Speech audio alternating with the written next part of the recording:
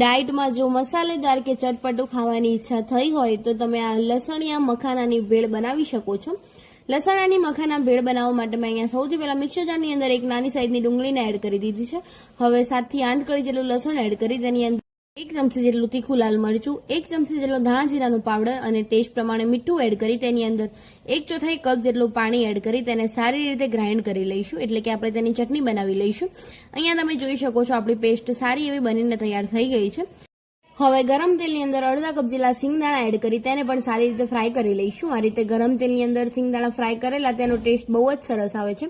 હવે તેની અંદર અડધા કપ જેટલા ચણા એડ કરી દઈશું, જે રોસ્ટેડ ચણા આવે છે તેને પણ આપણે સારી રીતે ફ્રાય કરી લઈશું। અને અહીંયા આપણા ચણા પણ સારી રીતે ફ્રાય થઈને તૈયાર થઈ ગયા છે। અને તેની અંદર અડધા કપ જેટલા કાજુ એડ કરી તેને પણ સારી રીતે ફ્રાય કરી લઈશું। અહીંયા હવે એક પેનની અંદર 3 કપ જેટલા મખાના એડ કરી તેને પણ સારી રીતે રોસ્ટ કરી દઈશું, કારણ કે મખાના એકદમ સોફ્ટ અને પોચા હોય છે, જેથી કરીને તેને આપણે ક્રિસ્પી થાય ત્યાર સુધી તેને રોસ્ટ કરી લઈશું। અને એકદમ ક્રિસ્પી થાય ત્યાર સુધી તમે જોઈ શકો છો આપણા મખાના સારા એવા રોસ્ટ થઈને તૈયાર થઈ ગયા છે। આ રીતે તેને બરાબર સારી રીતે મિક્સ કરી લઈશું। અહીંયા તમે જોઈ શકો છો એકદમ ક્રિસ્પી એવા મખાના તૈયાર થઈ ગયા છે। હવે 1 ચમચી તેલની અંદર જે ચટણી બનાવી છે તે પેસ્ટને એડ કરી તેને પણ સારી રીતે સોંધે કરી લઈશું। તમે જોઈ શકો છો આ રીતે આજુબાજુમાંથી તેલ સેપરેટ ન થાય ત્યાર સુધી તેને સોંધે કરી લઈશું, જેથી કરીને લસણ અને ડુંગળીની કચાશ દૂર થઈ જાય।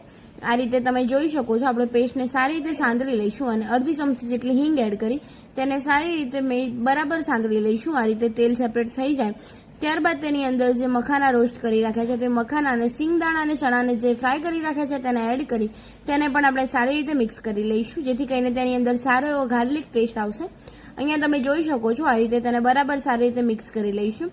અને અહીંયા આપણા મખાના અને સિંગદાણા અને ચણા સારી રીતે રોસ્ટ થઈને એટલે કે મિક્સ થઈને તૈયાર થઈ ગયા છે અને એકદમ ચટાકેદાર અને મસાલેદાર ભેળ બનીને તૈયાર થઈ ગઈ છે। એકવાર જરૂર ટ્રાય કરજો, બહુ જ મજા આવશે અને ડાયટમાં ખાવાની પણ બહુ જ મજા આવે છે। અને મખાનાની અંદર કેલ્શિયમ પણ ભરપૂર પ્રમાણમાં હોય છે। અને અહીંયા આપણી મસાલેદાર લસણિયા મખાના ભેળ તૈયાર થઈ ગઈ છે। આની ડિટેલ રેસીપી અને ફૂલ વિડીયો મારી ચેનલની નીચે આપી દીધો છે, ત્યાં ક્લિક કરીને જોઈ શકો છો।